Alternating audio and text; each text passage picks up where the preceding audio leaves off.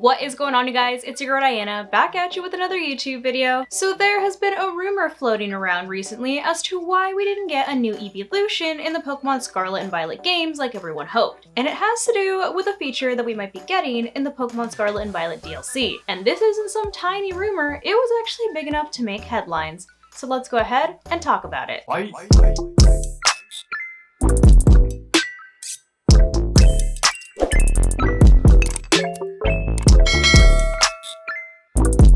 Now, as a self-proclaimed EV trainer, and considering that Espeon is my #1 all-time favorite Pokemon, you already know that I had to report on any EV or evolution related news. So today, we're going to be going over the Pokemon Scarlet and Violet DLC rumor that may explain why there was no new evolution in the games. Yeah, there's actually a whole article about this rumor. That's how you know that this rumor is actually grabbing people's attention and is getting some traction and maybe, just maybe, might have some merit. So the article starts off by saying, with many Day 1 players already finished with Pokemon Scarlet and Violet, several are eager to see what is added via the Hidden Treasure of Area Zero DLC. Split into two parts, this content will see players travel to a Japanese festival in the village of Kitakami in the Teal Mask DLC, as well as the Seabound Blueberry Academy in the Indigo Disc. Of course, the DLC will also bring back plenty of Pokemon, introduce new Pokemon alongside legendaries like Ogerpon and Terapagos, and according to one rumor, change the Terraform mechanic in one way.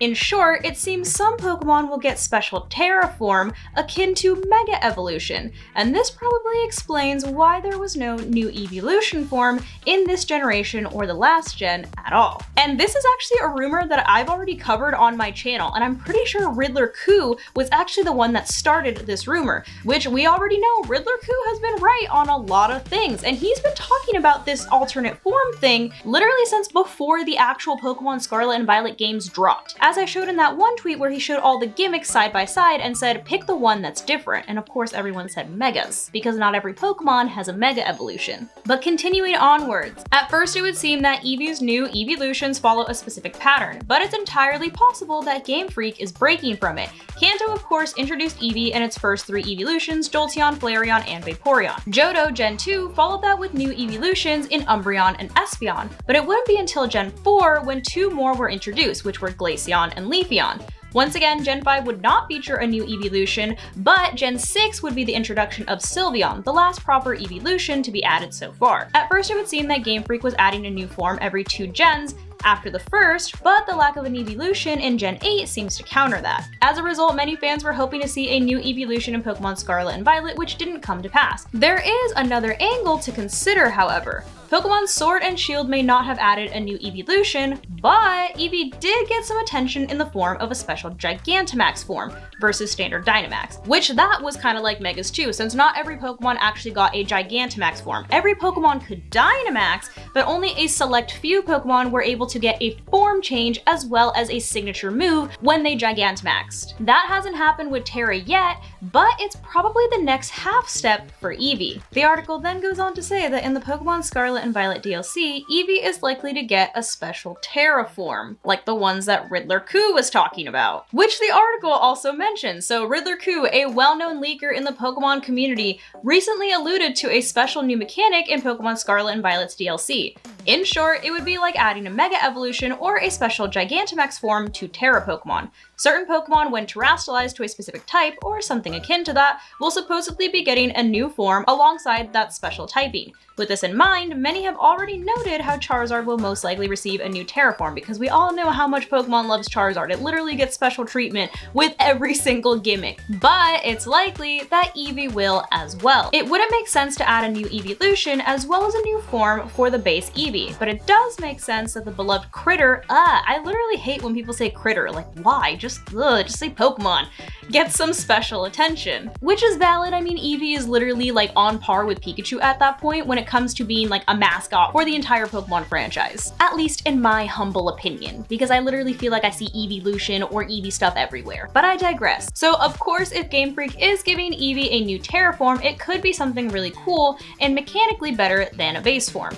It could be something like a new Ghost type Eevee form, which a lot of people were hoping for a new Ghost type evolution in general, while something powerful like a Dragon type Eevee would make plenty of sense. On the other hand, it could retain its normal typing just like the Gigantamax EEVEE, which if they do that, if they do this whole new TERA form, like special TERA types, whatever, if they give EEVEE another normal typing when it comes to a special gimmick, I'm gonna be annoyed because that's just boring and lazy. You already did it with Dynamax. It was just a giant fluffier version of EEVEE.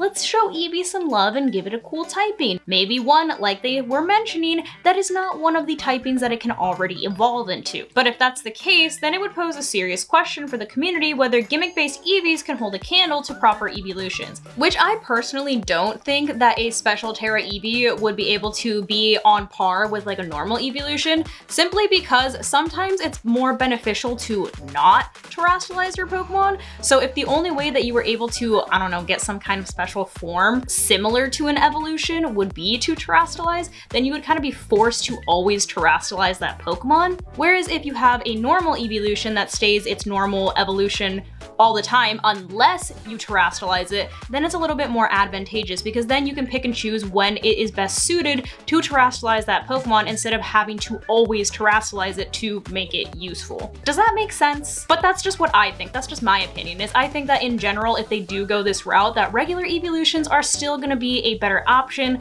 than an EEVEE that you have to constantly terrestrialize in order to give it a new form. Not to mention that if you do have to always terrestrialize that EEVEE, you are also taking away your options to terrestrialize any other Pokemon that you might have. The article then ends off by saying, for now, it should all be taken with a grain of salt. Obviously, it's all just a rumor, we don't know if it's true, but it remains to be seen what the Pokemon Scarlet and Violet DLC does with EEVEE, if anything at all. But a new terraform for EEVEE does make sense in the grand scheme of things. Otherwise, fans may be kept on the line until Pokemon Gen 10 rolls around for anything at all. I can definitely see them giving EEVEE a new terraform instead of a new evolution. However, me personally, I think I would prefer a new evolution just for the reasons that I stated previously.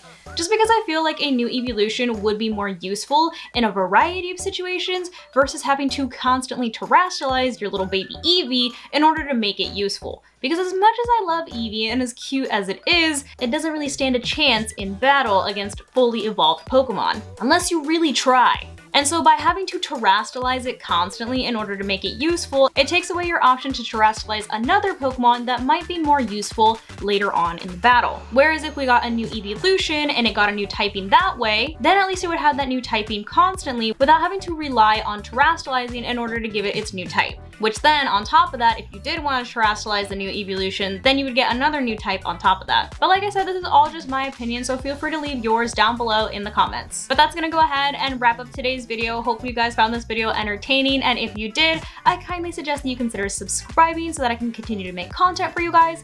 And if you are already subscribed and you would like another way to support the channel, feel free to check out the merch store. There is a link down below in the description that takes you to not only my merch store, but also all of my other socials so you can keep up with what I'm doing on a daily basis. But thank you guys so much for watching, and thank you to those of you who have joined the channel as members. I appreciate you all so much. I love you guys, and I will see you in the next video. Bye guys.